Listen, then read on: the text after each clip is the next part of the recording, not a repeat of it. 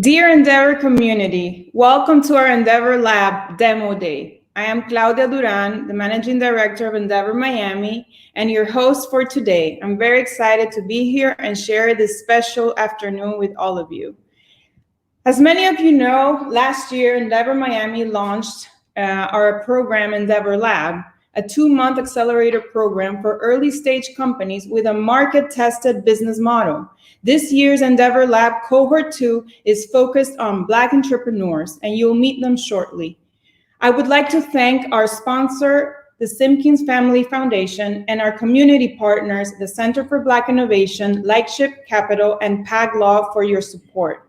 EndeavorLAB Cohort 2 was created to help more Florida Black entrepreneurs achieve scale in their businesses and consequently increase diversity in the entrepreneurial ecosystem. Black founders have a harder time accessing capital, talent, and the right networks to scale. In an article published by the Harvard Business School, it is noted that less than 1% of Black founders receive VC funding. As Endeavor Miami, we understand the importance of supporting Black entrepreneurs and creating a strong peer-to-peer community. Through our program, we seek to provide the necessary tools, mentorship, and networks to catalyze their businesses. So today we're going to celebrate the end of the program with the EndeavorLAB Cohort 2 graduates pitching their companies to our panelists for feedback, comments, and ideas. You can also ask questions in the chat, so feel free to write anything there. Beyond that, this demo day is an opportunity to give these companies additional exposure, and we call on everyone attending to get in touch with the entrepreneurs if you can support them in any way through partnerships, collaborations, introductions to propel their companies forward. Before we get started with the pitches, I'd like to invite to the stage one of the greatest supporters of Endeavor to say a few words. Michael Simpkins is an entrepreneur himself, CEO of Lion Development Group, and a board member of Endeavor Miami. This program is a testament of Michael's belief in creating a more diverse and inclusive entrepreneurial-led economy in South Florida. So welcome, Michael, and thank you. We couldn't have done this without your support.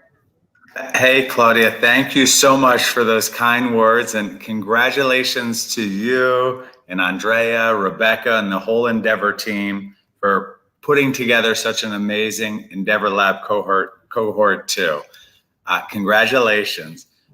When Claudia and the group approached us about sponsoring this program, we immediately said yes, because we are supportive of the great work that Endeavor is doing, and in particular, we are supportive of this initiative with helping to accelerate some great Black entrepreneurs business that are nexus to Florida, our local community also. So I'm really excited for all the entrepreneurs and to hear the pitches, and really proud to be associated with this event, and thank you all.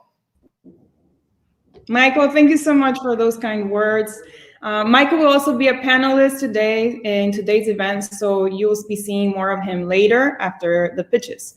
So now I would like to kickstart our fireside chat with, well, before we start the pitches, I would like to introduce our other panelists. So joining us now on stage is Felicia Hatcher. Felicia, how are you?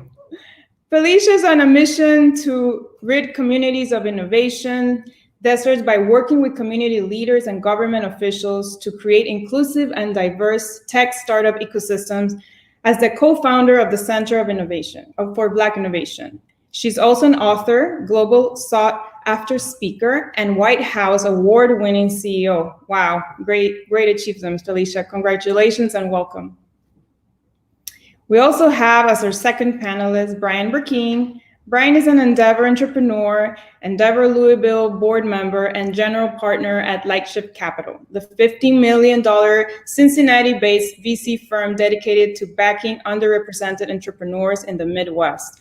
Brian is also a thought leader in the artificial intelligence space, having founded and led a globally recognized provider of face recognition technologies. He's also a huge fan of Miami and organizes the best tours. So welcome, Brian. Thank you. Good to see you, Claudia. What's up, Felicia? Good to see you too. And now we can bring back Michael, so we all can kickstart our fireside chat.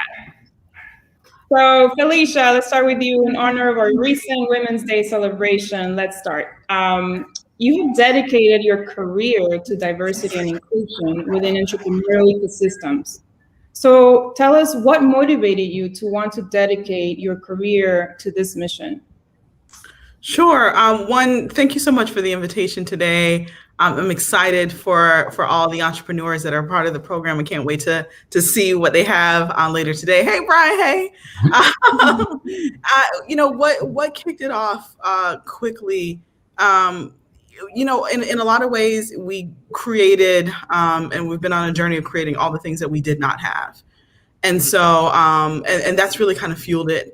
And more than anything, community, right? And so there's so little that you can get done by yourself. I hate when people say that they're self-made because no one is self-made, right? At minimum, you have a praying grandmother somewhere, right? That has done at minimum that for you. And so I think when we're talking about the resources that entrepreneurs need, and then not just the unique challenges, but the unique opportunities that present itself for Black entrepreneurs, we're very communal people. And so we need that same kind of communal thinking and aspect and resources when we're building businesses, businesses for the future, businesses for the globe, businesses for our community. And so for all of that, it was that sparked off this kind of concentration of being able to align the right kind of resources, being able to build a community, and then being a part of along on that journey with others.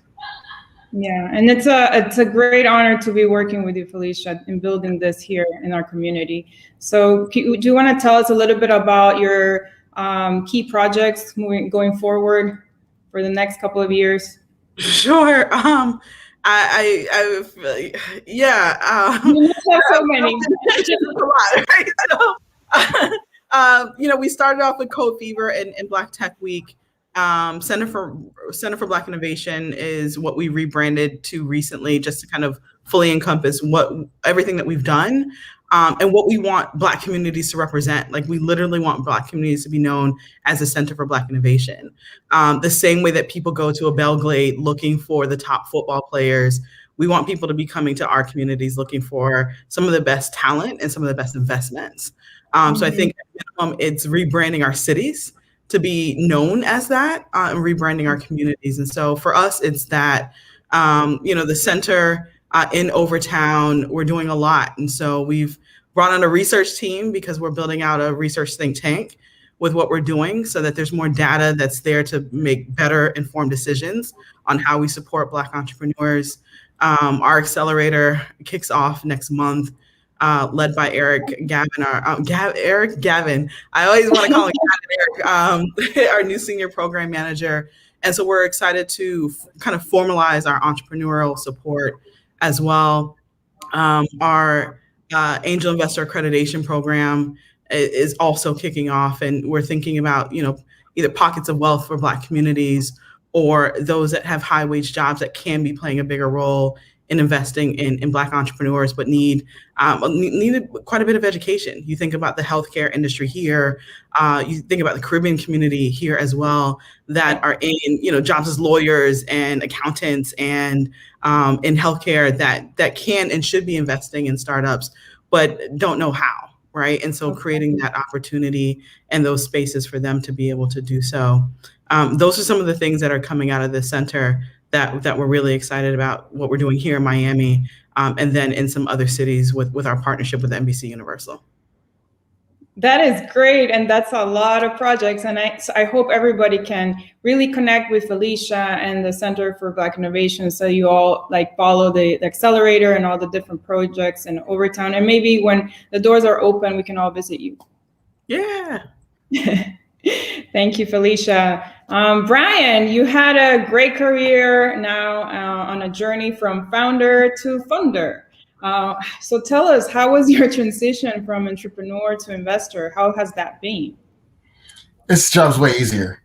Way easier. If I had known it was this easy, I would have done this years ago. And don't let investors tell you how hard their job is. It's not. Period. But that said, it's wildly kind of refreshing to be able to invest in people's ideas and businesses and invest in communities and really make change. It's one thing to talk about it. It's another thing to actually like take a check and then write it to that person and watch them grow. That's really makes it all worth it. And so for those that don't know, we're Lightship Capital. We're a $50 million venture fund focused on women and minorities in what we call the mighty middle. So that's the Midwest and the South, right? The not New York, not San Francisco, essentially, are our areas. And a little news here, because I know you want me to just break all news here. Yay! We're starting breaking news, everyone! Breaking news! Breaking news for minority founders. We are starting to kind of roll up our sleeves and do our accelerator work again. Now that COVID's starting to come to an end, and so we were selected to run accelerator for Black Wall Street in Tulsa, Oklahoma, which is super exciting. Nice. Yeah, so we're hiring for program managers now. I was looking for like who a good program manager would be, and I literally was thinking Eric Gavin. And then walk into Felicia's office, and there he is already in that job. I'm like, oh! She beat me to it every time. She's so good. So, so we're doing that in Tulsa. We're doing it in Ohio. We also just found out yesterday that we were selected by the state of Ohio for a $5 million investment for these early stage companies in Ohio as well. And of course, we do that in Miami and other places as well. Great. And what are some of the things that you know now as an investor that you wished you knew as an entrepreneur?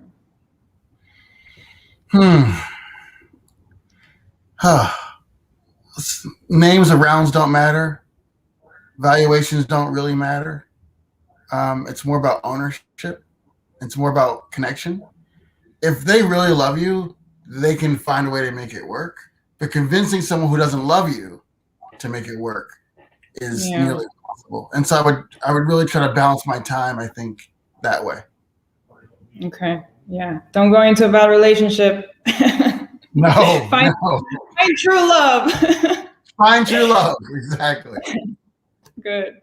So I would like to hear from both of you, like what is some of the advice that you would give entrepreneurs launching their businesses in Miami? I know there's a lot of hype around Miami, but what would you tell them?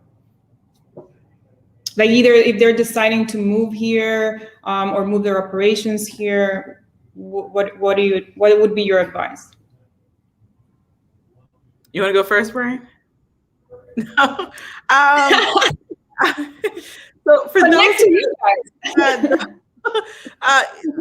that are wanting to move here, I would say be a good player right here, and be a good contributor. Miami has a lot to offer, but I think if you come in wearing that hat, you'll do really well here, and you'll make really good friends here too. So there's that, and then I would say, as you're thinking about building companies here, I think so much of the conversation is around like the city and not around like the county of Miami-Dade, whether that's where you decide to hire, where you decide to find resources and partners. That's something to definitely consider when you're thinking about doing business in Miami. Just Miami outside of the city has a lot to offer as well. You might gotta shine off a diamond a little bit. It's a diamond in the rough, but there's a lot of opportunity that exists. And I think, the last part of that is our proximity to the Caribbean also presents some really innovative opportunities to be able to be a dominant player in a way that sometimes, and depending on what you're building your business around, you may not have that necessarily that opportunity here in the States, but you do, and the proximity to be here and play really well in that environment is a really huge opportunity to consider as well. Okay, great. I'll piggyback on that. You, sorry, Brian? I just wanted to agree wholeheartedly. Like, a Miami company is international day one because probably half the staff speaks multiple languages from different places. And they can apply what you do to where they're from and say, oh, this would be great in Colombia and Jamaica and this and that, right? We have a company, Fresh Fry. It cleans oil after it's been used, like at a restaurant. And I remember telling about a Miami investor about it, and they were like, "Man, we fry everything in Latin America. That'd be huge, right?" So I think we see opportunities where other folks may not see it. Yeah, and also connecting with the local entrepreneurs, right? We have so many amazing entrepreneurs in South Florida and all of Florida, and just reaching out to all of us to connect with them. That I think that would be great. So you hear from someone who has built a business here on the ground, right? And again, building businesses here, Miami is a great hub for Latin America, the Caribbean. I mean, it's close to basic. It's a very strategic point, right? And now with more teams working remote, also, it makes it easier, right, to choose Miami as their home.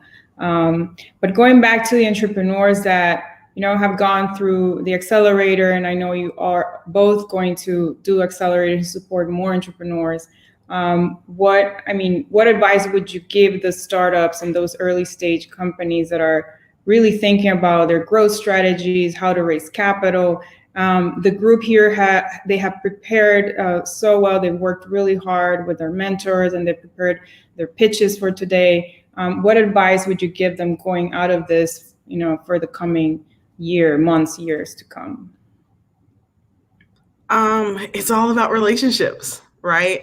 It definitely is in a lot of ways. And so being a good steward of introductions, also asking for the introductions, ask. I'm from Florida, so it sounds like ASS when I'm saying ASK, right? And so make sure you have really big ask of the programs that you are part of, the connections that you make. Don't just make those be surface kind of things in passing, but people, especially now, are really willing to help you, and then apply pressure if you need to, right? And so be persistent. I know Danny is a part of the program, and I call her a follow-up ninja. Like, I don't know anyone else as relentless in their follow-up game as Danny. And so at minimum, take some lessons for her on how to follow up with people and get the things that you need. I've learned some things from her as well. But that would be my initial advice, right? Is really make some big ask. It's big ask season. And so definitely do that in the conversations that you're having in the programs that you're a part of. Okay, great advice, Alicia. How about you, Brian? Yeah, authenticity is important, right? Be solving a problem that you have and be passionate about the way you solve that problem. I think that's critical. Diversity is a tagline in some cities, and it's a real strength, and it's a real core belief in Miami, right? So if you're, I know at least in our case, and probably in Felicia's, if you're coming to either one of us for investment accelerator, for helps, advice, and somehow you found a way to find an all-white male team in Miami, that's gonna be. I'm gonna question you about that, right? Yeah. Like, why even move? Yeah. So, yeah, definitely take the best from this community and amplify it, and ignore the naysayers. Yeah. And again, really empathizing, you don't have to do anything alone. Asking for support, I think, is the best thing you can do, because there's always advisors, mentors, people that are willing to help you really pull through those challenges. Because entrepreneurs, I mean, it's like Brian just said at the beginning, it's a hard journey, and there's so many, ups and downs and difficulties that you're gonna encounter throughout the way that you don't have to encounter them alone. So always reach out to specifically people that you can trust. Okay, that would be my advice. I think we have a couple of questions from the audience. There is the first one. So Felicia and Brian, what is the biggest challenge you see early founders face? What would they prioritize while having to do it all? Yeah, I would say team, right? So prioritize building a really good team in the very beginning. I like the zone of genius matrix. I like strength finders as a way to understand your strength as the founder of the company, but then also getting a very clear understanding of where some of your holes are. and then be looking for those characteristics in the people that you bring onto your team. I also like advisory boards in the very beginning. When you don't have the capital to hire, you'd be surprised what people will do for you if you can kind of formalize a process in which they can help you. And so be looking for like top advisors that can assist you in that way. And they can help you as much as possible get to that next big move, which is should be a really smart hire. So it would definitely be those two things. And then solving a problem, right? Like we're in a world full of problems, right? But the right problem that can lead to a return for you and everyone that you're bringing on the team is a completely different thing. And so take as much time as possible to refine the problem that you're solving so that there is a clear strategy to monetization and a clear strategy to a return to your investors and your partners. Great advice, Felicia. Yeah, I'll just add real quick because I know there's a lot of questions. There's so many things to do in the early stage. There's a million tasks. So in the beginning, you're going to want a lot of generalists that do lots of things well. But as the company grows, you're going to need very people who are very specific at a thing and experts at a thing. And so not inflating the initial titles of your team, because later someone's going to show up who will be a better CTO, a better COO, a better whatever. And you don't want to kind of hurt any feelings. So just keep people like helping, passionate, let them grow into a role. But don't just hand people either equity or titles from the beginning. That's great. And also hire slow and fire fast, right?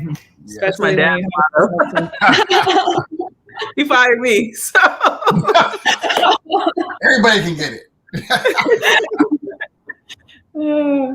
So next question. What can Miami ecosystem members do for the Black entrepreneurial community? Yeah. Whew. A lot for sure, right? And so I think, not even think, a lot. And I feel like I've been preaching this for 6 years about the sheer amount of programs that exist here, and the outreach sucks, right? And so it's not always needing another program to be started here in Miami, but we can be, when we're talking about diversity, but then the outreach isn't there for really good programs that can benefit Black entrepreneurs in the Black community. I would love to see more of that.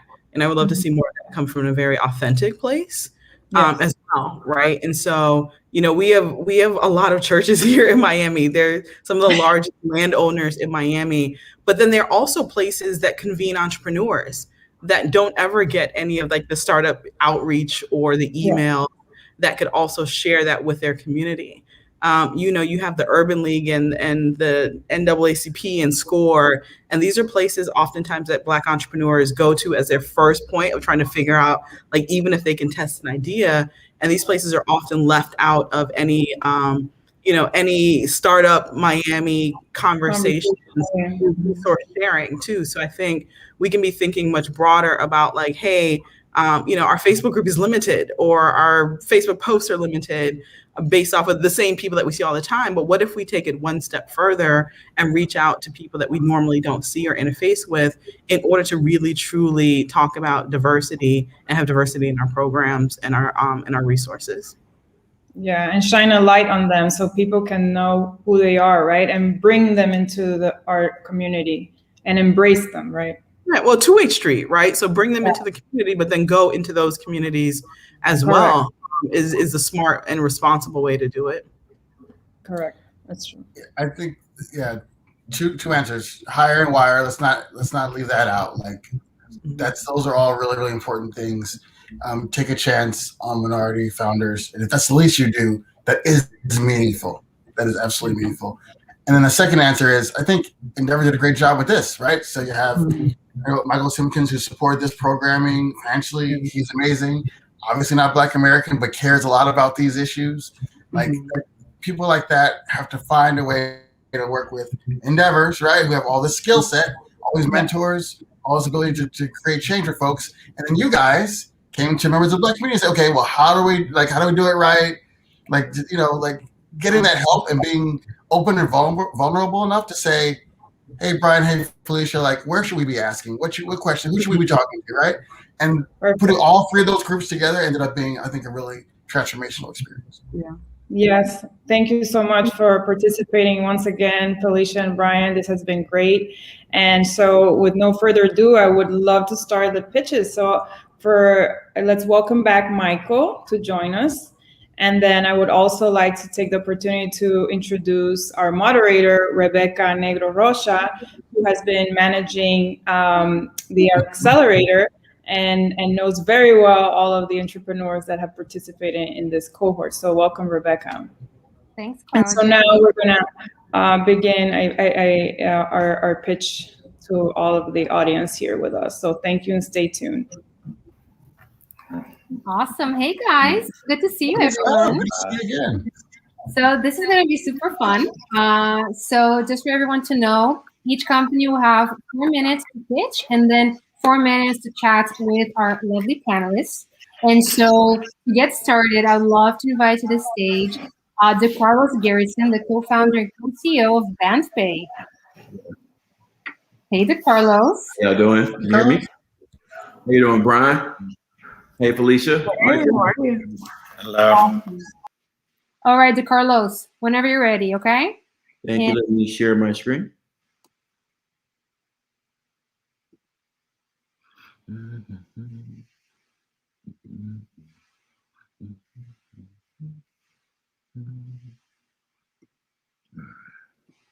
One second.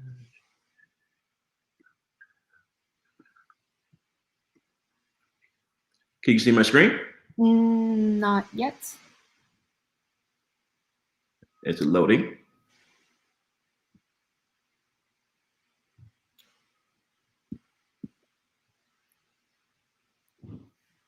All righty. Okay, I'm going to count you down in 3, 2, 1. Go for it. All right. Thank you so much, Rebecca and Claudia, for actually selecting us to be a part of Endeavor and the whole team. All right.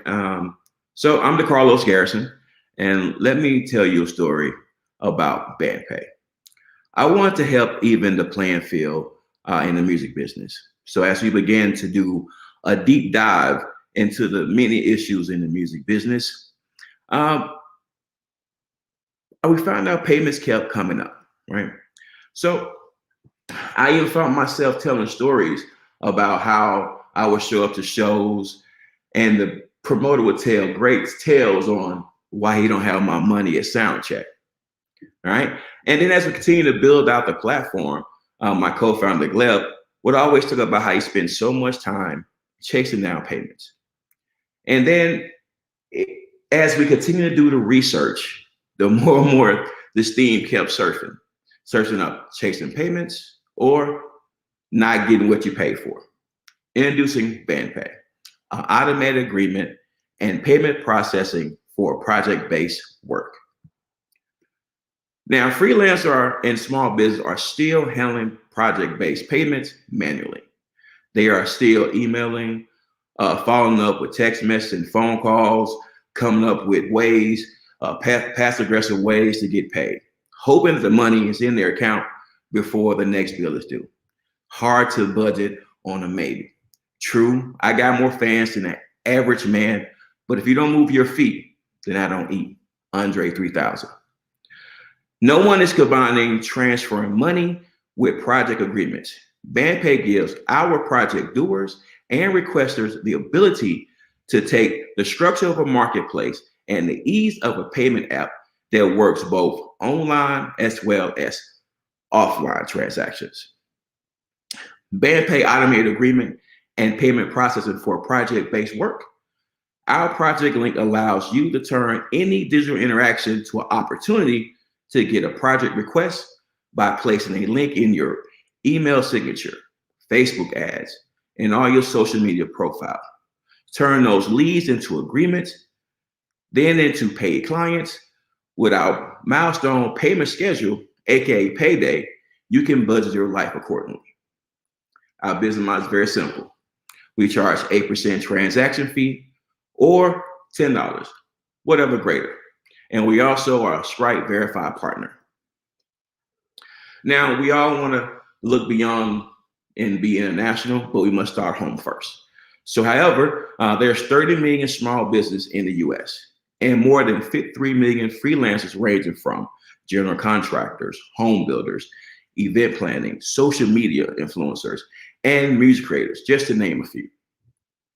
Now, the addressable market size, of course, we know consumer cash transactions have been trending down, but due to the current situation, that has accelerated that trend. Now, when you see market size numbers in the trillions, plus payment transactions in the trillions, they equal a big opportunity. Even LinkedIn is looking at to launch a marketplace for freelancers. Our team, my co-founder, Gleb Tepper, 18 years of IT and system manager. Now, also we have Prez. He's just brought him on board as CMO. He's also had worked for Pandora and Sirius Radio. We also have Mercedes helping out with our business development.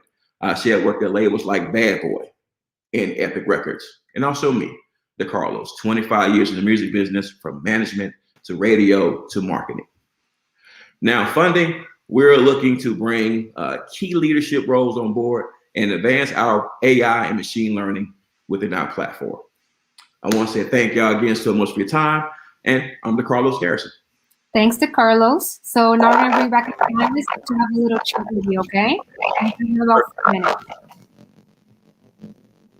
Who would like to start? I have a question, just for clarification.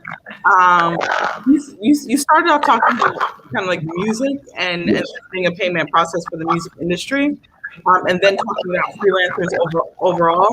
Can you just clarify that a little bit more? Which one is it? Yes. So what I was saying in the process is like when we originally started this program, we was truly really focused on the music business and trying to help out. As we started developing the product, we realized the issue was not just in the music industry, it's all freelancers. And if we built a product that can work for everyone, let's talk to everyone.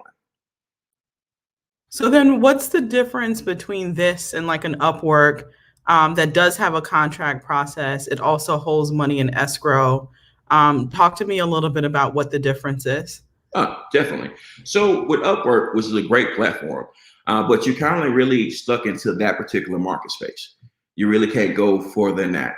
What BandPay do is gives a hybrid. It allows you to actually take the structure of a marketplace and put it anywhere you do business. So you still have the workflow of having a contract agreement. You still have the workflow having the ecosystem for us, pseudo escrow type system.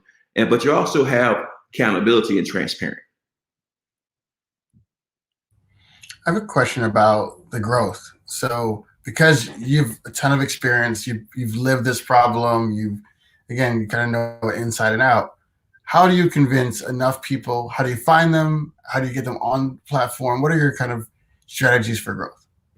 Perfect. Great question. So right now it's I'm doing 2 steps. We're doing the first personal outreach to talk to people to make sure we get the proper feedback for the data. Secondly, it's going to be partners. So we're trying to partner with platforms. So you can look at platforms like your SoundCloud or your SoundBetter, things of that nature, to allow us to embed our link into their system and also sharing the revenue share as well if they help us. Thank you. Thank you.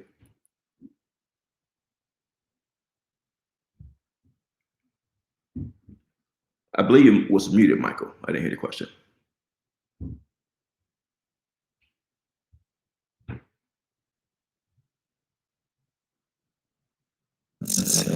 Okay, so I just had a question regarding your team, the size, and Michael, your audio is sounding a little robotic. So maybe for the next one, we can try to use headphones. Okay, all right, so everyone, thanks to Carlos. So we're gonna bring up the next company on stage. So please help me welcome Danny Spikes, founder and CEO of Beloved Box. Hi, good afternoon, everyone. How are you? Good, Danny. Awesome. So whenever you're ready, whenever you start sharing screen, I'll start counting it down, okay? No worries. Can you see it? Yes. There we go. Good afternoon, everyone. My name is Danny Spikes, and I am the CEO and founder of Beloved Box, a premium wellness brand that uses fragrance to help people to reconnect to the relationships that matter most, right? So on the left is a picture of me in 2005. I was 18 years old. And this picture, believe it or not, was taken moments before one of the most traumatic experience that I had ever had in my life. That single experience changed the trajectory of my life. And I went from wanting to be a corporate attorney to wanting to help people feel better, right? In 2020, this image on the right is the CEO of Beloved Box, right? And so what is Beloved Box? I want to make it very clear. Beloved Box is not a subscription box. We are a brand, right? And we're a premium wellness and fragrance brand that stands at the corner of a $713 million market that is growing. This is a number from 2019. So imagine with COVID how much higher that self-care market is. And we're sustainable. We use fragrance to meet our clients exactly where they are, whatever mood they need to have, whether it's be relaxed, be calm, be assured. We use coaching, fragrance, and care to create a proprietary experience for them where they need it most, right? And so I only have 4 minutes, so I'm kind of rushing a little bit through my why and my what, but here's our how. And here's why I'm so passionate and excited about Beloved Box, because not only are we an amazing brand that feels good, we do good work and we do it really well. We partner with business to business, right? So we have 3 models, 3 arms of our business. And with our B2B, we're able to partner with larger brands like Capital One, Facebook, WhatsApp, Instagram, Baptist Health, Nootropic. I mean, I could fall over all of the brands who purchase our products at retail to then disseminate to either their clients, their employees, or their consultants who have wellness at the forefront of their mind. We also do B2B with mass retail distribution. So we're in spas, Intercontinental Hotel Group. As a matter of fact, if you go to my spa in downtown Miami, you'll find Beloved Box products that are not only used in treatment, but also sold to the clients. But we also landed a contract with Walmart.com and closing in on our contract with Target. But also we have direct to consumer experiences, right? So what happens when your company gives you this amazing self-care box and you want more? You can go to our website and purchase your box directly. This brand was started with 2 $50 Amazon gift cards. And I tell you that because we did that in 2017, and I want you to see our growth. Our first year, we gross profited $25,000. Our second year, we gross profited $62,000. In our third year, $161,000. And we doubled that in the middle of a pandemic. That's not too bad for a girl who started her brand with 2 $50 Amazon gift cards. Excuse the slide, as we were featured in USA Today, but we were also featured in Cosmopolitan, New York Times, Essence, and so many other big brands, also Black Enterprise. Instead of talking about our team, I really want to focus on our impact. In my eyes, in my world, and soon to be the real world, Beloved Box is a global brand that is synonymous with self-care and couples care. We want everyone, when they think of taking care of themselves, taking care of the relationships that matter most, and taking care of their home, they're thinking about Beloved Box. You're welcome. Thank you so much. So we're now going to move to the questions from our panelists. So panelists, welcome back. Who would like to kick off the conversation? Well, I'm a big fan. So great job.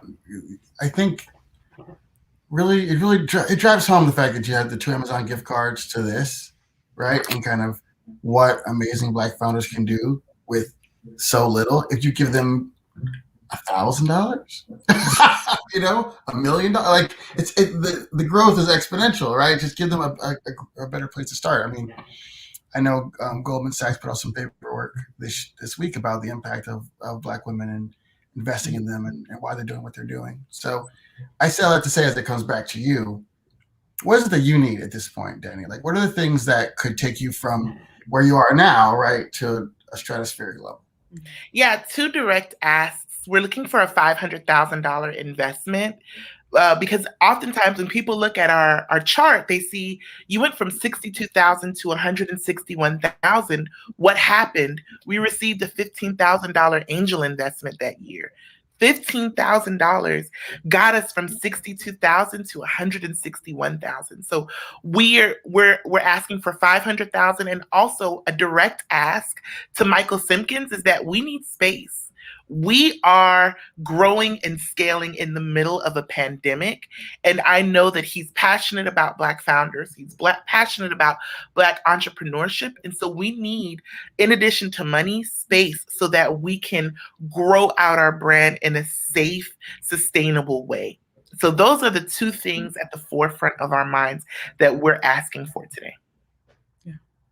Right. Brian asked my question, so I was going to ask you the same thing. So, and I love the direct ask. I would say what, and I love the product as well. What's the biggest thing keeping you up at night around growing your business, aside from the 2 asks that you just had?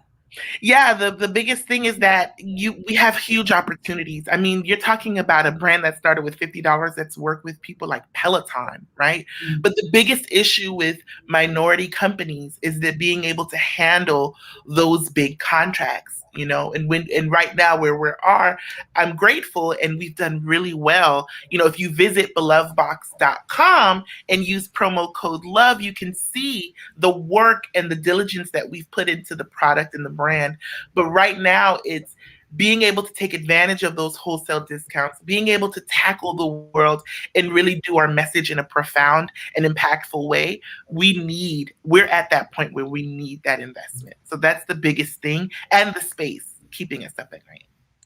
Awesome. Danny, thank you so much for joining us today. I hope the folks out there watching us hear Danny's ask loud and clear. So now we're going to go to our next discount code. Yeah, right. So now we're going to go to our next entrepreneur, and I'm happy to bring to the stage Greg Johnson, co-founder and CEO of DataGovs. Welcome, Greg. Hey, Greg. Thanks for having me. And hello, Felicia, Brian, and Michael. Awesome. So whenever you're ready to start sharing screen, you let me know and I'll start counting. Sure thing. Let me know when you can see my screen. I can see it. All right. So starting in 3, 2, 1, go for it. Hello. So my name is Gregory Johnson. I am the co-founder of DataGovs. DataGovs is a data governance service for the Internet of Things, meaning for enterprises and organizations that have sensors. These are devices that are internet connected in built environments. We help them monitor that as well as control their data governance, meaning data access and privacy controls. When I first started in this market, I looked at enterprise and organizations as this uniform thing. They have this cloud, right? And all the departments fall under that and make sure that they get access to the data, and there's a clear administrator. And what we quickly realized as we kind of looked at the public and private sector market is it wasn't like that. Every organization today has their own cloud, and they probably will have 2 clouds. And when they're communicating with other organizations, it takes a real long time for them to locate data in between departments, let alone give access. When it comes to internet connected sensors, there's even less uniformity across data standards. To put it frank, deploying sensors and analyzing data at scale is a mess. Through my work in the public sector of putting sensors on trolley tracking, flood sensors, as well as most recently air quality sensors, we recognize that it's a huge problem of managing and juggling multiple sensors for enterprises. DataGov is championing a model of what we call IoT governance. That's combining IoT monitoring and data governance, meaning you can trust the data and make it easy for customers of all types to measure their goals across testing, implementing, and scaling the use of sensors. This means you can determine which solution helps your business goal. You can avoid vendor lock-in from one specific cloud. You can have a hardware agnostic environment that also looks at compliance and IoT inventory. You can create your own policies from one place that integrates with your cloud of choice. And you get to see all of that data in a dashboard that's mobile first. The target market we see is data governance, which is a $2.1 billion market. But as we look at IoT, the global IoT market is a $262 billion market that touches on quite a few emerging and growing businesses. That's edge and cloud computing, AI and analytics, and sustainability. The benchmark and foundation of this will be how organizations leverage data governance to turn their data not into just something that's oil, but an asset and a competitive advantage. The market is also quite vast in the amount of players looking to offer IoT monitoring services or services that can connect their sensors. Where we see our advantage is championing this model of IoT governance and the way we distribute. Currently today, we don't see anybody championing IoT governance. More importantly, as we build for sensors in the built environment, we don't see champions going into saying to organizations, this is how we can help you meet your sustainability goals for environment, social, and governance. We think that's an advantage, and we believe mobile first and integration with other players is going to set us apart. We've also done the work. We're partnering with sensor providers and distributors.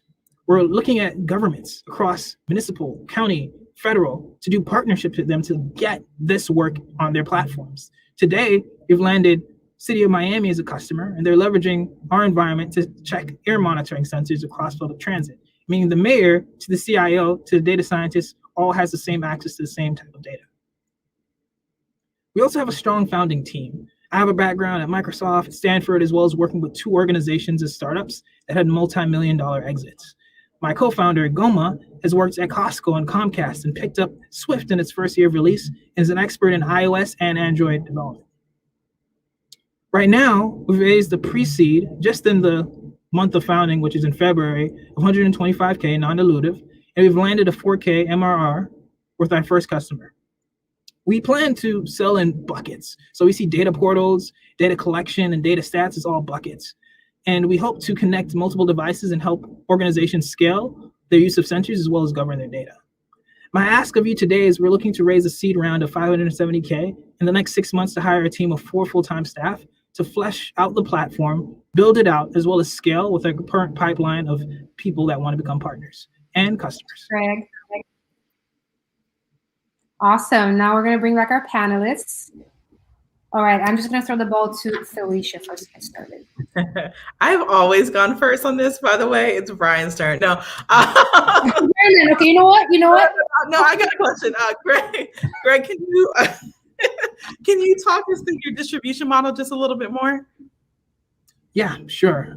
So our distribution model is actually direct to enterprise, meaning any enterprise that has connected sensors or some form of data going on in their cloud, we can integrate with that.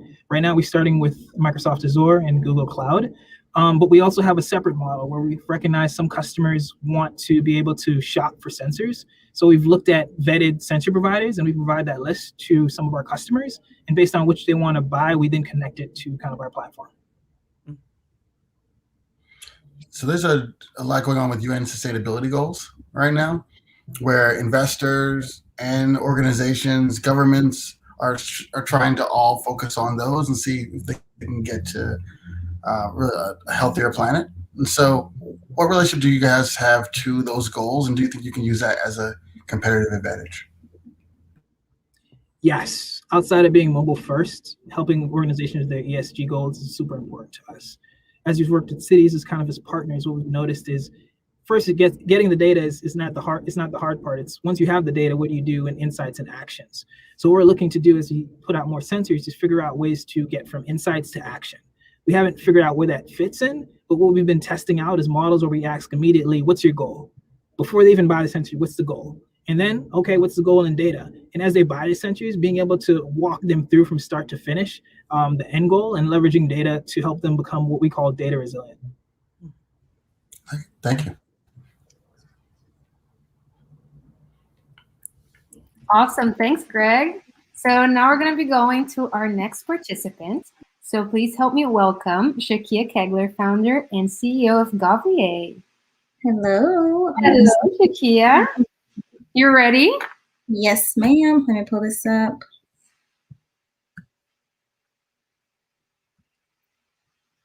Okay, I should be good to go.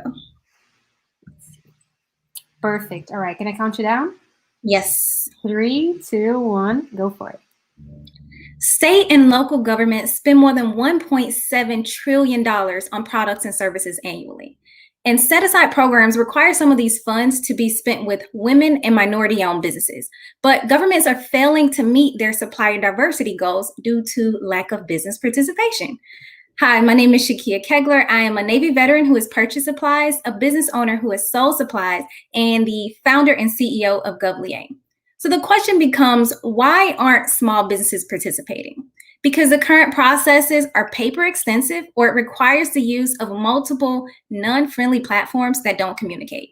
For example, Broward County has 31 cities, including the county's process. That's 32 completely different processes that a business would have to follow.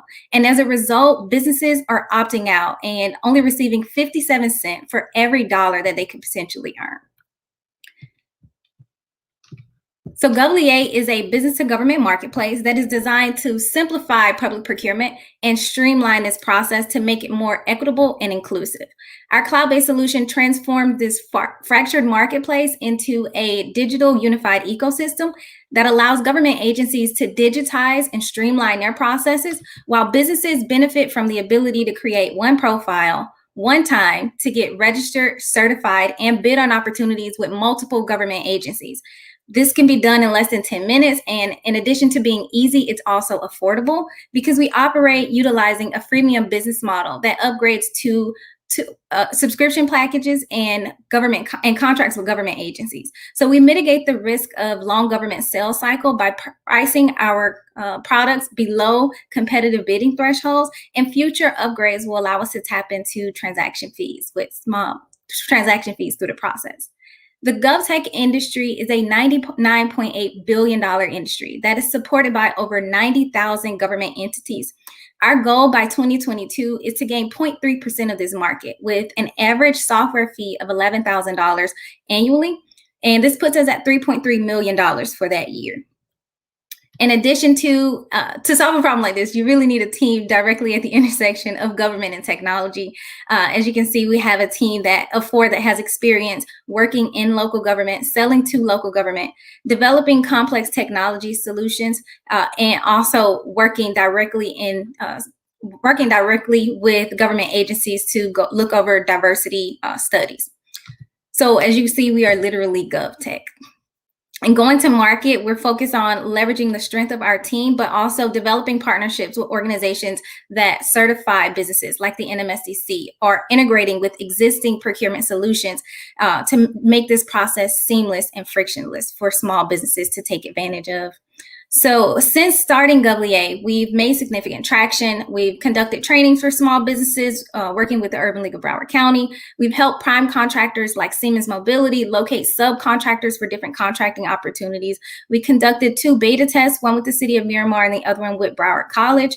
And now we're focused on going to market with our software, and we're looking for a $500,000 pre-seed investment to help us grow our user base, expand our software capabilities, and increase our brand awareness. In addition to the funding, we're also looking to connect with business-centered organizations to help us grow our business user base, and conducting pilots with government agencies, whether it's counties or cities.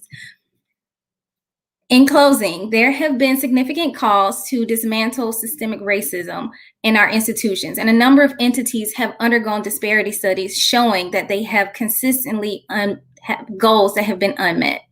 At EndeavorLAB, we understand the importance of diversity and small business ownership. And our platform not only simplifies government contracting, it increases economic opportunities for women and minority-owned businesses, but more importantly, the communities we represent.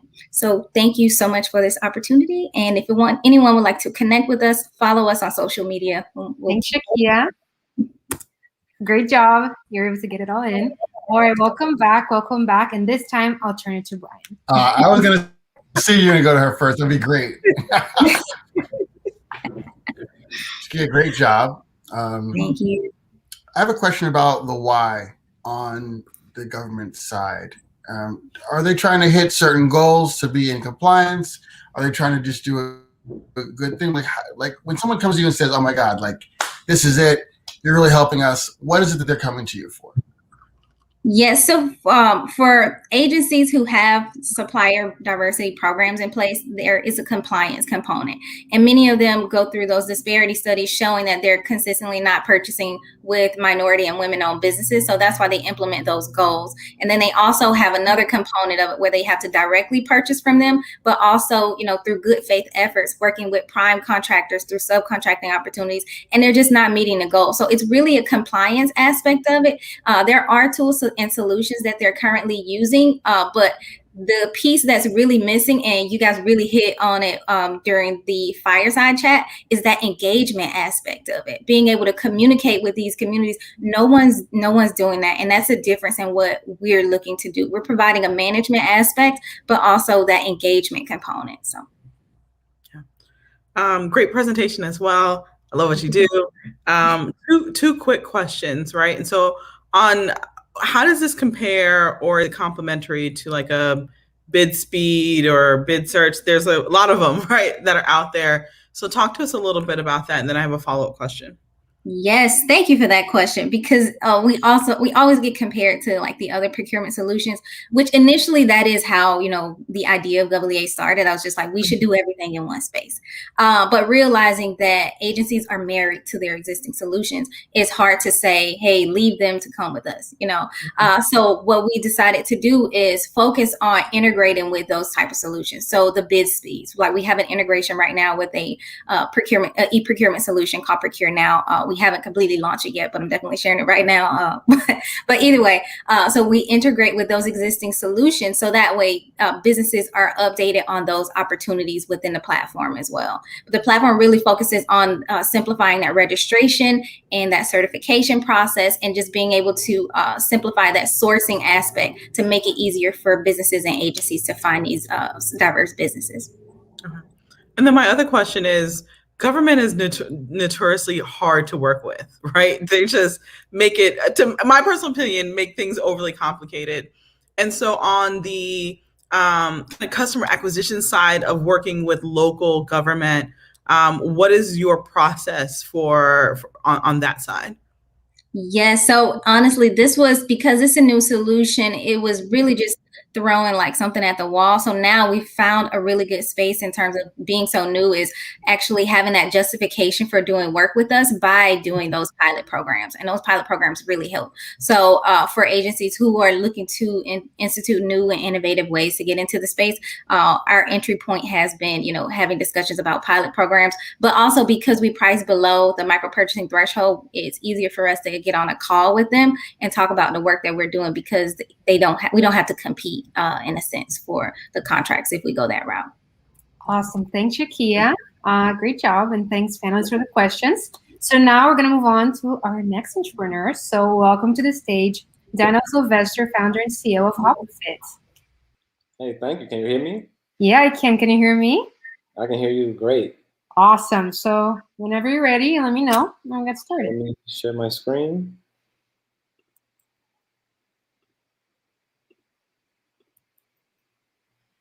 All right.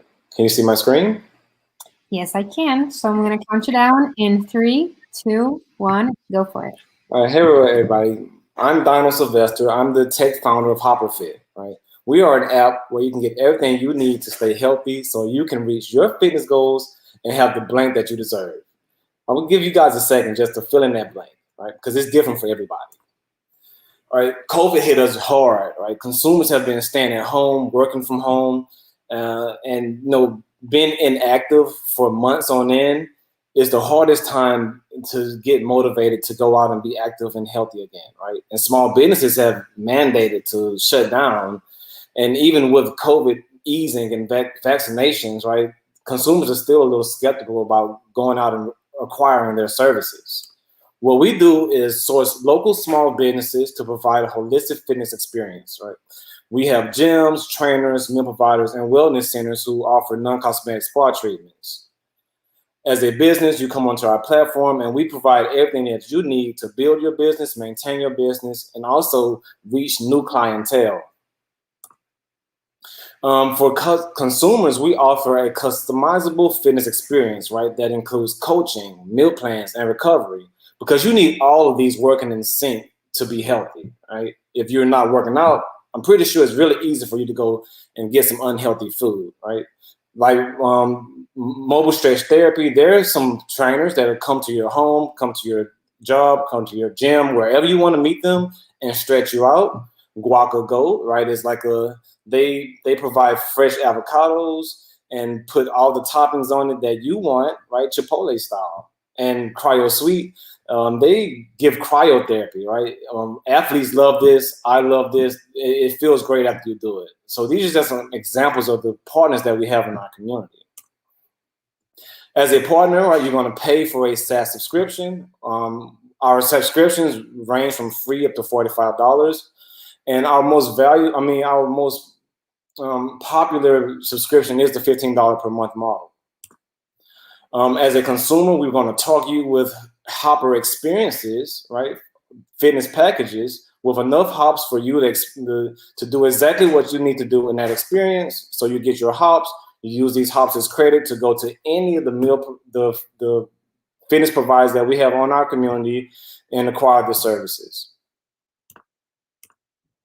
For traction, man, these last couple of months, we've been growing, right? Our platform is on the iOS and Android store. We have over 200 partners, expanding 11 cities, and our team has grown tremendously, right? Every area that we go into, new area, we started by building key partnerships with the trainers in the area. We talk to hoppers and get them on board on the platform, going to our trainers to either have these services. Then we source additional fitness services to complete the holistic fitness experience for the consumer. Our financial projections show that in year 3, we can be making $5 million in annual revenue. And so far this year, right, we are exceeding our metrics for our projection. We haven't started our projection yet, but just this month alone, right, we are at 27% month-over-month growth. Our projection got us at 15%. So once we do start our projection, we're going to be starting with momentum, right? We're going to hit it hard. My team is full of young individuals who are ambitious about what they do. I have 15 years in the fitness industry and also 15 years in the tech industry, and I have everything I need to guide these guys to hit our goals and build the business the way we need to. We're looking to, for a $500,000 investment pre-seed round, right? We're going to use this to continue to build our team, expand our business resources to our partners, go to market phase 2, and get hoppers on board our platform, and expand and maintain our technology. Thanks, Dino. All right, so that's HopperFit. That's awesome. Welcome back, panelists. All right, Brian. Now I'm curious each time. Okay. I'm trying to balance it out, Good pitch. Also, the ones that end right on time are always people have practiced. Yeah. I appreciate that. This space, the winners and losers are almost always come down to one statistic, and that is how much does it cost to get a user and how much you get from that user over time. Like the people that do it well grow like crazy, right? Mm-hmm. The people that don't ultimately go out of business, right? Even when they're big names. So how is that looking for you? Like what's your strategy there around kind of getting somebody the cheapest and getting the most out of them essentially? So right now, like I said, we're really new. We're trying to go after our partners and clients without spending any ad spend up front to keep our costs really low, because that's where the biggest money is. The next biggest is just kind of making sure that we have a team. Right, our sales team is really growing, and they're working on commission. They just, they're passionate about working in the company and doing what they're doing. So, it's working out pretty well. Yeah, great pitch as well. Outside of the investment, which I know the investment is the investment, right? Like, what else do you need? Talent, right? I'm looking to increase my team with people. Like I said, we have great people on our team, but our business is definitely heavily on the marketing and sales side. So as we scale, we're going to have to continue to grow those teams. Exactly. Okay. You had quite a few people on the team slide. What is the next best hire you need to make? The next best hire, right? oh my gosh, right? Like I have my team and we have our processes going, right? So now it's just trying to figure out how to scale. So like we've been bringing in salespeople. That's really it, right? It's all about sales at this point. So people who are good at sales is definitely what we're looking for. Cool, thank you. Awesome, you guys. Well, thank you, Dino. Thank you, panelists. So now we're gonna go to our next entrepreneur. And so I'm super excited to bring to the stage Evan Leapart, co-founder and CEO of Kitty Credit. Hello. How's it going, everybody? Oh, good. Good to see you. Hope you had a good break. I did. Pull this up here. All right. Whenever you're ready, let me know. We'll get started. All right. Okay, can you see my screen okay? Yep, all good. I'll start counting down in 3, 2, 1. Go for it. Perfect. So good afternoon, everybody. Now, before I get started today, I want to take you through a mental journey. Now, think back to when you got your first credit card. Think about some of the first purchases you made. Could have been clothes, shoes, books, maybe not books. But now, think about when you saw your credit score for the first time. How many of you understood how that score even came to be? If you're like me, you had no idea. How's it going? My name's Evan Leapart, and I'm the founder and CEO of Kitty Credit. So what's the problem? Well, the majority of Americans can't pass a basic financial literacy test for starters, and this leads down a slippery slope towards bad debt and bad credit scores. And statistics show you'll pay 8% more in interest on an auto loan if you have bad credit versus excellent credit. And when it comes to understanding your credit score in the first place, almost half of Americans don't even understand how that score came to be. So this got us thinking. We wanted to make a solution that focuses specifically on teaching about credit. When credit is leveraged properly, it can be used as a tool to generate wealth, and increasing credit knowledge across all income levels has the ability to level the playing field, taking steps towards economic equality for those historically disadvantaged. Now, due to COVID, there is a strong appetite going forward for more digital learning solutions. In fact, the projections of the global learning market have more than doubled in light of the pandemic. Side note, I'm glad to see everybody's digitally, socially distanced while listening to this. Now, the way our product works is simple. The admin will assign chores for activities for the kid to complete. After that, they'll receive a credit score, which is based off of performance, which will determine how many rewards they get, which can be used to redeem items monetary or non-monetary, depending on the parent. Now, how do we calculate this score, you ask? It's simple. We created an algorithm that parallels traditional FICO scoring models. So think of a missed chore like a missed payment, the longer you've had a chore like the longer you've had a credit card, and anytime a child says, hey mom, can I get this? Hey dad, can I get this? It's like an inquiry. Now, since the launch of our public beta, we've had over 50,000 chores completed in the app and just recently passed 5,000 families on the app. We've been featured in outlets like CNBC, Bankrate, Now This, and we're called the financial literacy app teaching kids about credit by Forbes. Now, we've lined up multiple partnerships in recent months, with the largest so far being Equifax. They're also a client of ours for Q1, and we have a pilot in Q1 for YMCA, which is our first step towards our total inclusion in their 2025 strategic plan. Now, through our initial pilots and additional customers, we're expecting over 100K in revenue through April. Now, the Equifax partnership has been huge for us. It's validated us as a thought leader in effectively teaching credit to youth. And our upcoming development includes a product recommendation engine. So think Credit Karma for families, where we recommend different products to families based off of geolocation and need. And through our seed funding, we intend to have over 200 hours of educational programming in-app. Now, our business model is B2B2C, as we work with organizations and municipalities looking to provide additional resources to their intended audience at a rate of $50 per year per family. Now, as for myself, professional mentor to youth, co-founder of the Black Men Talk Tech Conference, and as a serial entrepreneur, I believe entrepreneurship is the key to economic equality, and to increase access to capital for all, we got to increase credit scores. Mike Gross has taught financial literacy and entrepreneurship to inner city youth for over 15 years, and our CTO, Vic Moreno, is the lead engineer at Amazon with a master's of science in finance. So not only does he code at a high level, but he codes with a financial brain. Now, since we're limited in time, I won't go through the remaining team members, but I assure you they're equally as impressive.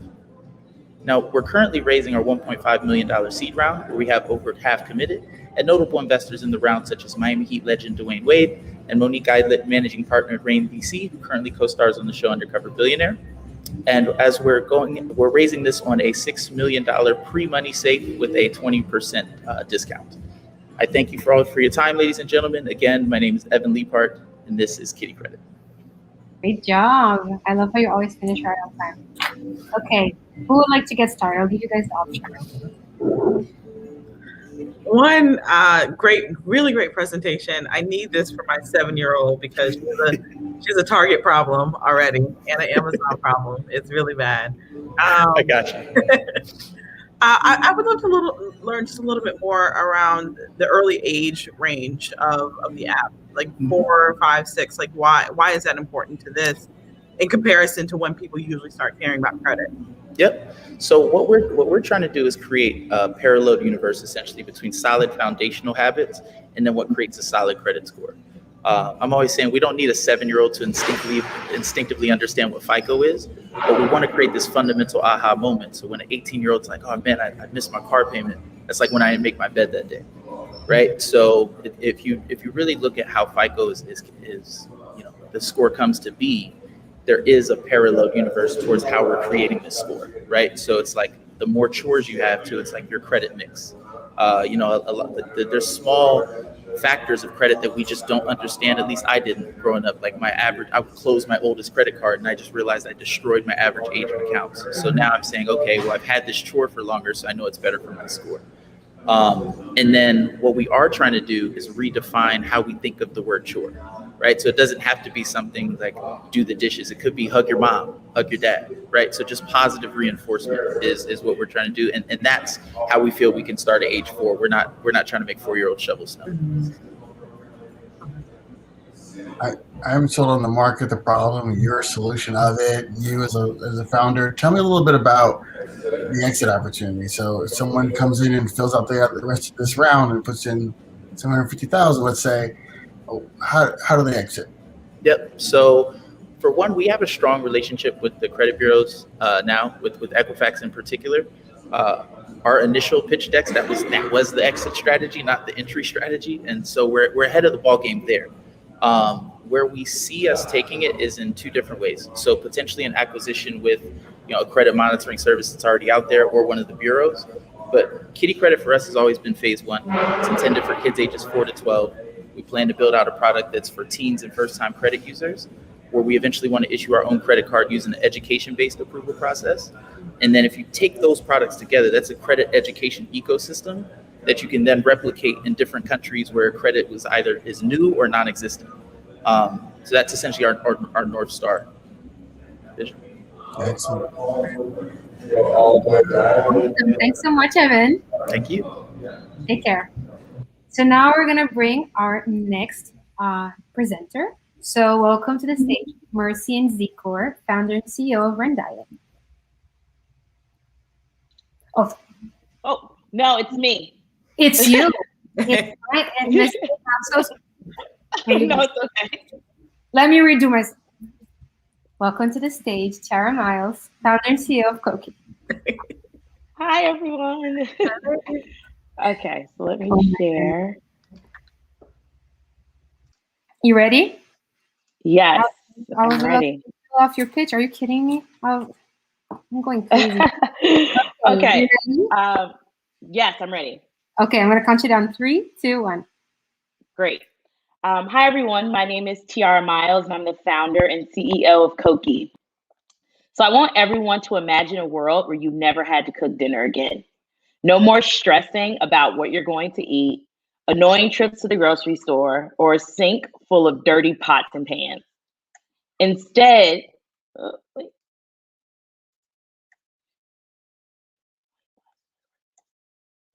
sorry, everyone. So go back to the screen, to your present. Yeah, perfect. Oh, okay, there we go. You got it? Well, I think so. It's not.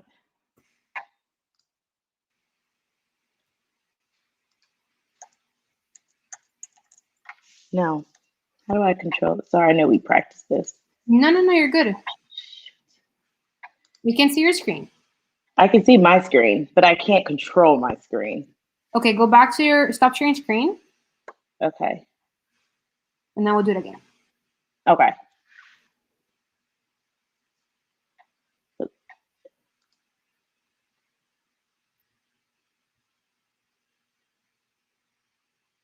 while we wait for Tiara to come back.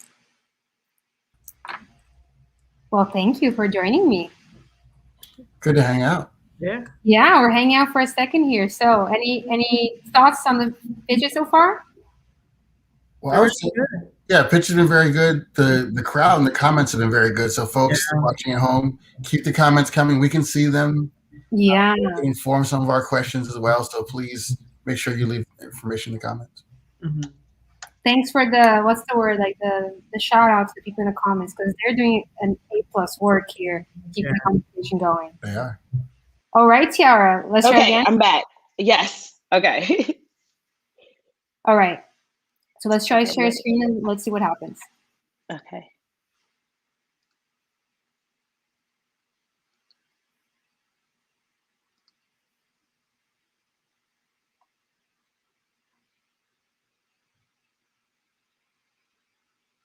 Okay.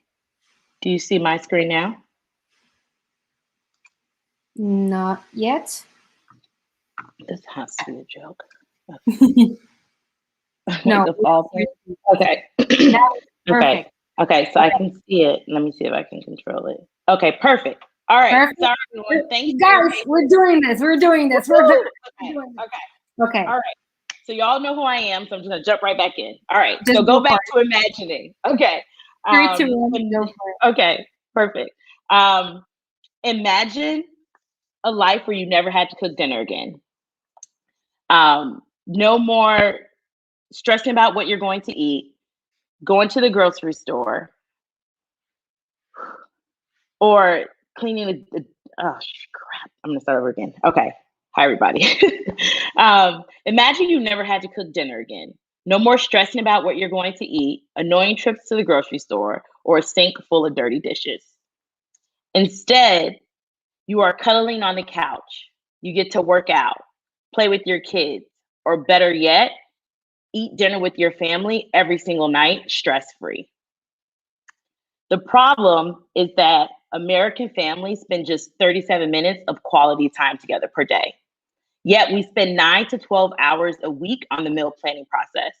And still only 40% of American families eat dinner together, and that's fewer than 3 times a week or not at all. Parents have a lot of guilt about not spending enough time with their family and a strong desire to find a solution that gives them back family time. Koki is that solution. We're a platform that allows you to book a 5-star chef to your home as soon as next day to cook delicious dinner meals for you and your family to enjoy throughout the week.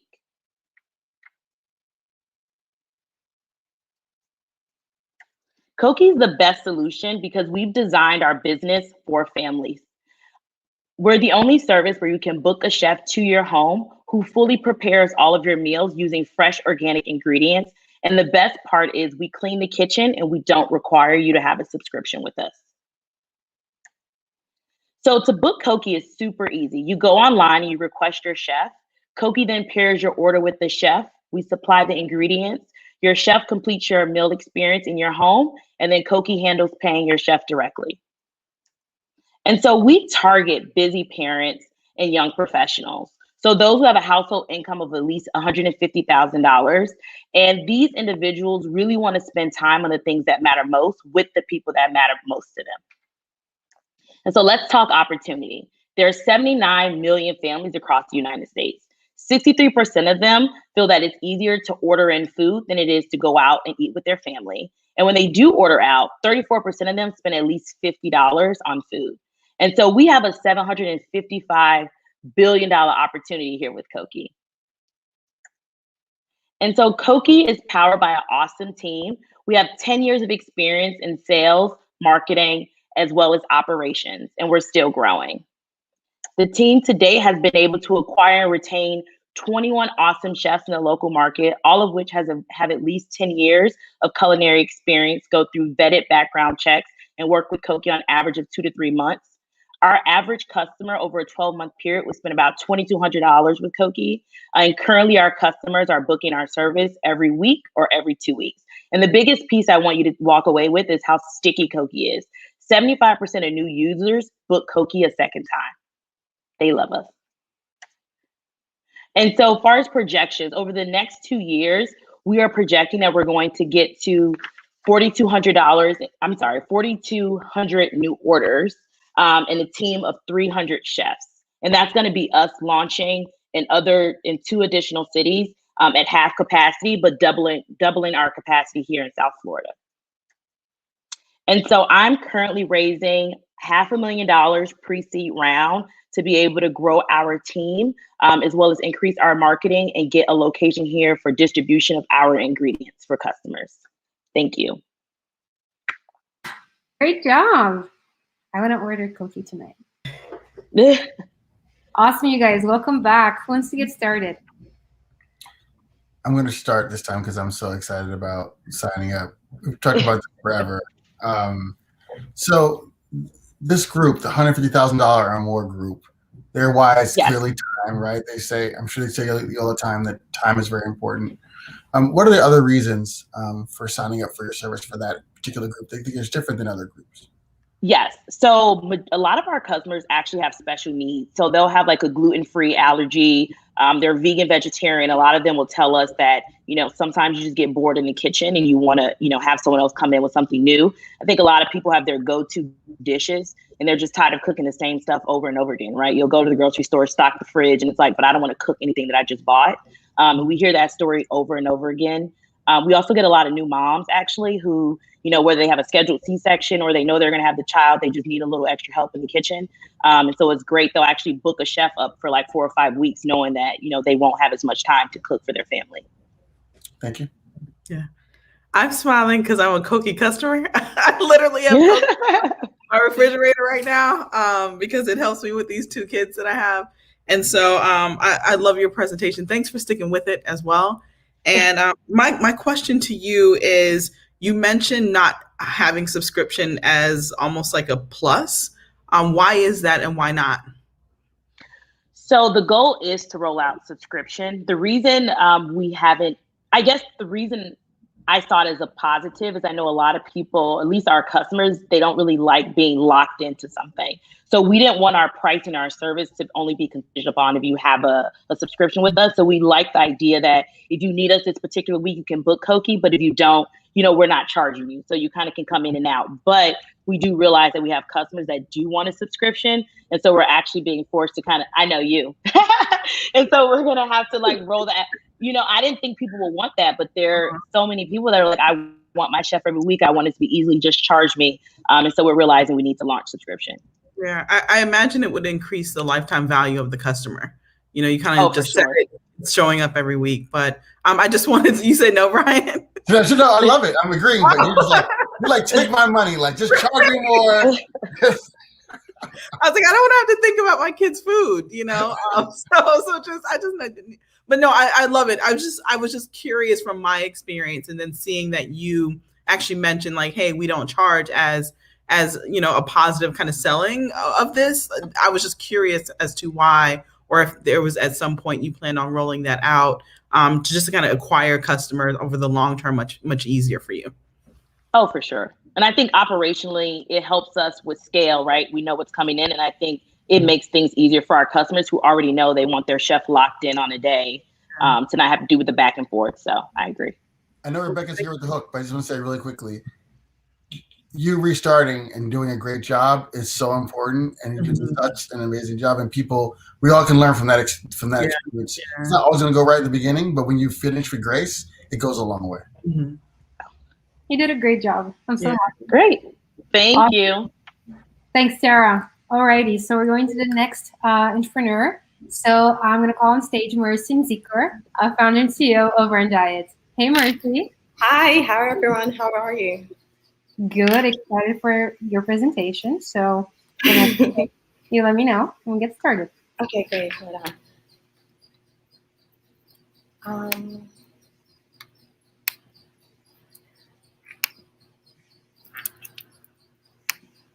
Sorry.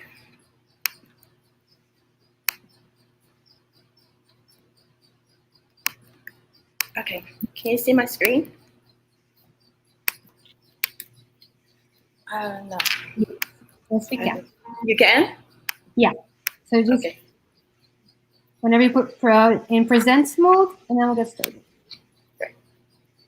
All right. Okay. So in 3, 2, 1, go for it. Good afternoon, everyone. My name is Marcin Sikor, the founder of Ren Diet, a mobile platform that connects chronic kidney disease patients with renal dietitians who can provide them with the health literacy, accountability, and support that they need to stay on their diet and off dialysis. In America, there are 37 million people affected with chronic kidney disease, and every month 10,000 begin dialysis. This dialysis costs Americans over $28 billion a year, and studies have shown that to slow dialysis would be a savings of $10,400 per patient per month. That's where the renal diet comes in. The renal diet is focused on protecting and maintaining current diet function. The issue is that this diet is restrictive and it's really hard to follow, especially when you don't have a dietitian or any information to help you. This is why 86% of patients do give up on this diet. Some do try to be proactive and work with a dietitian, but they soon find out that out of 107,000 dietitians in America, only 500 are renal experts. The lucky few who can find a dietitian hit another barrier, the cost, as insurance does not cover nutritional care for those not yet on dialysis. And this cost could be as much as $225 a session, and more than one session will always be needed. That was my story. In 2007, I was diagnosed with chronic kidney disease and told that I would be on dialysis within 2 years. I was lucky enough to find a dietitian in Orlando, because there's only 2 renal dietitians in Florida, that helped me delay dialysis until 2016. And in 2018, I was lucky enough to get a transplant. This is what inspired me to create the Ren Diet platform. Ren Diet not only connects users to dietitians who can help and support them, we also offer personalized renal diets compared to their kidney stage and their comorbid conditions. And we allow them to track and log their information and provide them with analytics where they can learn how to change their diet and target better health outcomes for themselves. Our business model is freemium with in-app purchases. Our first revenue stream is our diet analysis, which is our renal diet specified for each patient, and that's $50 a plan. And then we offer membership where they get direct connection to dietitians, as well as monthly reports, and that's $25 a month. And then finally, we have our one-off, which is when they're encountering a challenge and they want to ask a question to a dietitian or get guidance for something, and that would be $10 a question. Every time they interact with a dietitian, we will be taking 20% off of each interaction. The competitive landscape is saturated with nutritional apps, but we hope to differentiate ourselves as the only kidney app that is offering that connection to dietitians. We hope to be able to leverage our first mover advantage and be able to create a brand leadership off of this. If we were to, currently, globally, there are 839 million kidney patients in the world. If we were to delay dialysis by just 1 month for all of them, that is a global savings of $8.7 trillion. If we just focus on delaying dialysis for Americans for 1 month, that is a savings of $385 billion. We have projected that our market opportunity is $11 billion just in America. Our team and advisors. I'm the founder and CEO, as well as a kidney patient. My advisors include Christine, who is a renal dietitian and has 15 years of experience, and Dr. Jorge Arroyo, who is the chief nephrology officer at Holy Cross Hospital, and he has 18 years of experience. Thanks, Mercy. Thank you. Great job. Awesome. Great, thank you. So, Brian, do you want to get started? I'm pretty sure, and correct me if I'm wrong, I think I met you before the transplant. Is that right? You did, yes. Wow. Really, just really inspiring to have watched your growth over all this time. And yeah, it's just really impactful. So let's talk about kind of, what's next for you, for the company? I know you ran out of time there at the end, but you're raising a round. Will you tell us a little bit about that and what you're hoping to accomplish with it? Yes, I am looking for $500,000, and that money would go towards finishing the application and launching a beta. We're hoping to work with dialysis centers so that we can prove our concept, as well as build out our team. Currently, I am the only person on the team, so we are looking to partner and hire people who are in healthcare, as well as people who are into tech. And how do you explain to investors, like sometimes they're very, very like finance focused, they don't see the impact in people's lives. So how do you help them balance the life impact and the impact of the finance side of your business? Well, for every person that we're able to delay dialysis for just 1 month, we're saving over $10,000 to the American healthcare system.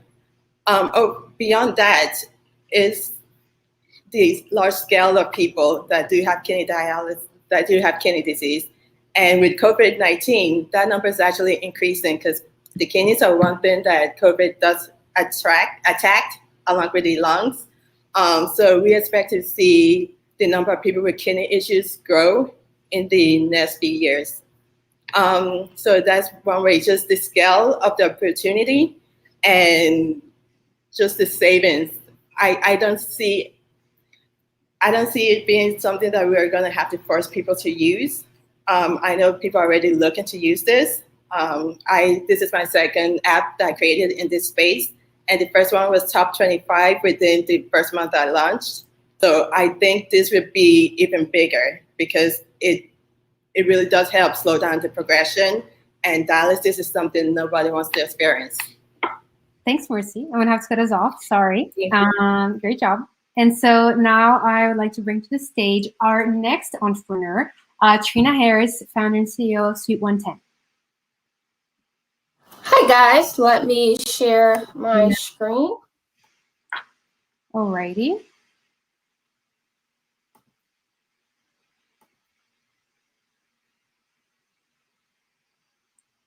Perfect. All right, I'm going to start counting you down in 3, 2, 1. Go for it. Good evening. I'm Trina Harris, owner of Suite 110 and the Shops of Overtown.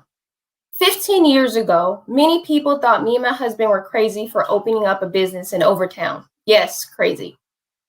But Overtown was and still is our home. Being born and raised in Overtown, we indeed experienced some of the challenges of growing up in an impoverished community. However, we pushed forward. We began selling shoes out of the trunk of our car. Then we were able to open a brick and mortar location where we sold streetwear that was operational for 7 years until the landlord had other plans. We are homegrown business owners, and we want to continue to be change agents in our community of Overtown. Currently, we own Suite 110, a lifestyle and streetwear store that's located in Overtown. We first opened in 2017.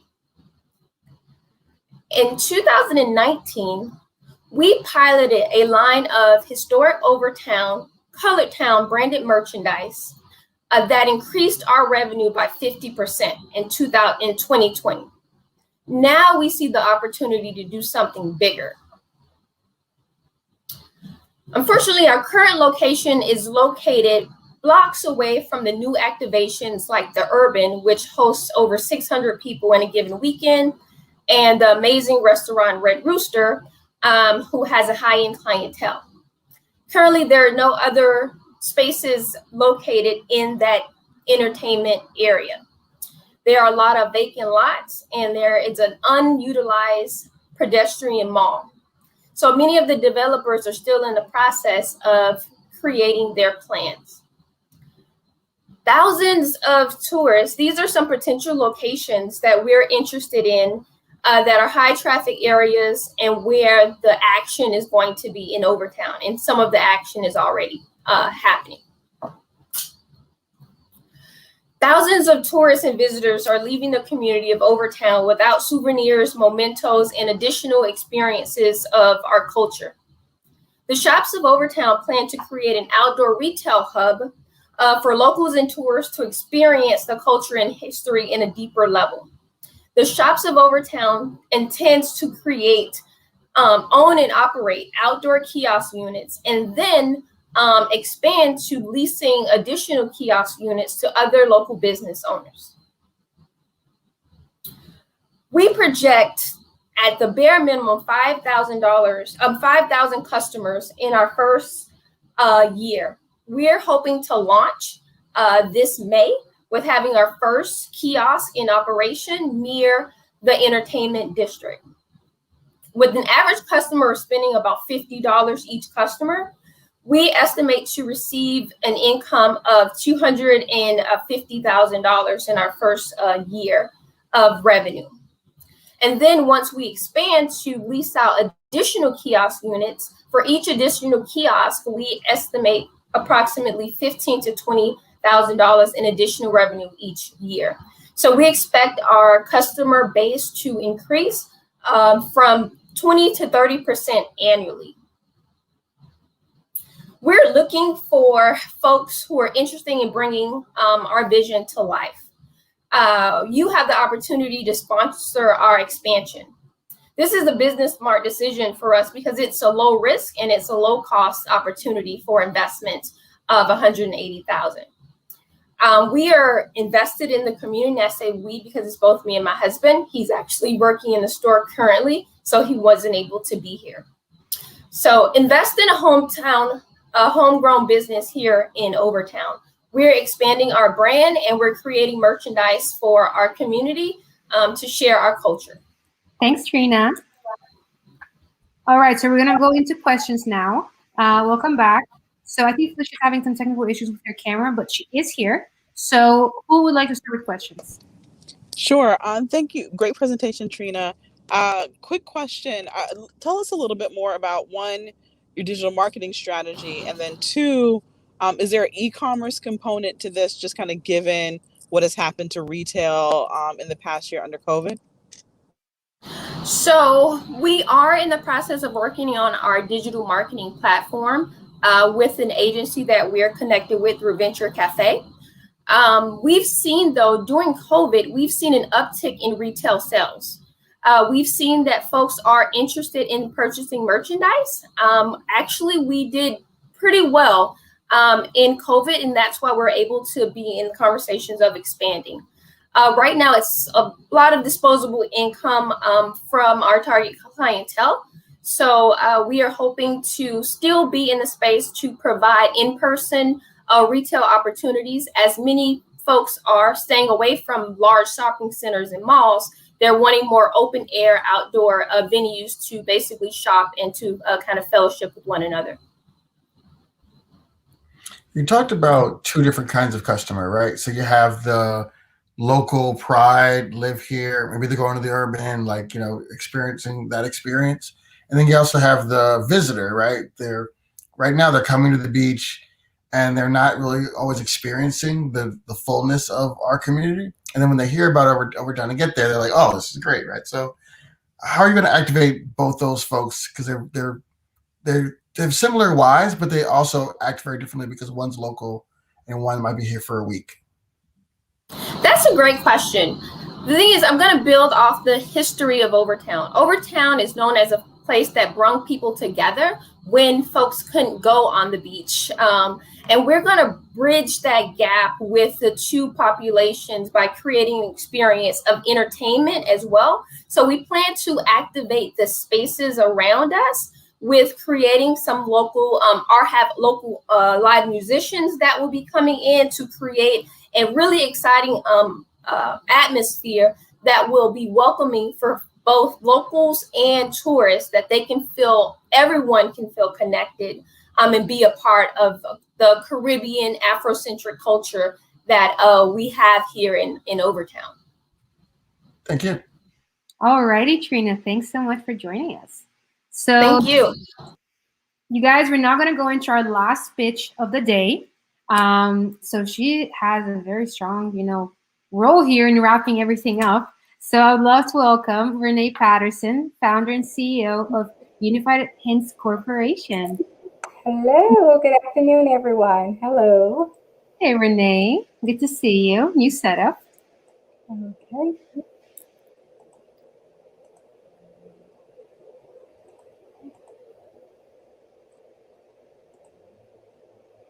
Can you see my screen okay? Yeah, I can. So I'll start counting in 3, 2, 1. Go ahead. Good afternoon. It is with great pleasure I introduce to you Unified Hints Corporation. We are patient advocacy powered by technology. At Unified Hints, we are solving the problem of the 3 S, struggle, scatter, and survivor. Struggle represents all those individuals who often struggle to recall vital health information during doctor's appointments and emergencies, such as medication names, allergies, medical histories, and surgery dates. To complicate this struggle, their health information is scattered between doctor's offices, lawyer's offices, and their home. Then lastly, you have the survivor. Just imagine, during this COVID-19 pandemic, if you or a loved one was suddenly placed on a ventilator or died and no one knew where to find your advance directives, living will, power of attorney, or insurance documents. Our solution to this problem is Unified Hints.